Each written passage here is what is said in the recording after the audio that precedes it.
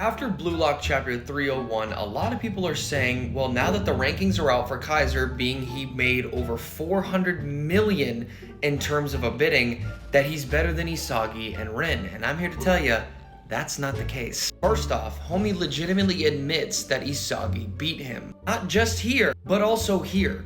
He devoured everything. Him realizing right here and now that he lost to Isagi. Mind you, Kaiser had no choice but to work with Isagi because even he realized that he didn't stand a chance against Rin. And that's pretty consistent throughout the PXG match, as Rin was both locking up Kaiser and Isagi. It wasn't until both Kaiser and Isagi, without having to say anything, found a way to actually get Rin to choose between one of them. And in the process of doing so, he chose Isagi because he saw him as a bigger threat. Which, let's be honest, using basic common knowledge and how things were playing out in the PXG game, he made the right decision. Isagi, without a shadow of a doubt, was outdoing Kaiser in terms of intellect. That can't be debated. In terms of physical stats, yeah, that's going to Kaiser, I agree. But even Rin knew that the more Isagi was let loose to think for himself, the bigger of a threat he was. Not to mention, this also plays into Rin's obsession with beating Isagi. But that was just a byproduct. Rin chose the right thing to do, because he knew out of these two, he was the most dangerous. Also, to further prove this point, the fact that Charles is lower than Ness doesn't add up. Meaning there is some fallacy in all this. In the grand scheme of things related to Charles and Ness, Charles did a hell of a lot more than Ness ever did throughout the Neo Egoist League. Assisting both Rin and Shido time and time again in different games, not only against Bastard Munchen, and in turn causing PXG to score. Ness, on the other hand, maybe has 3 assists at best. 2 to Kaiser and 1 to Isagi. With Charles at least having 4. I'd do 4, but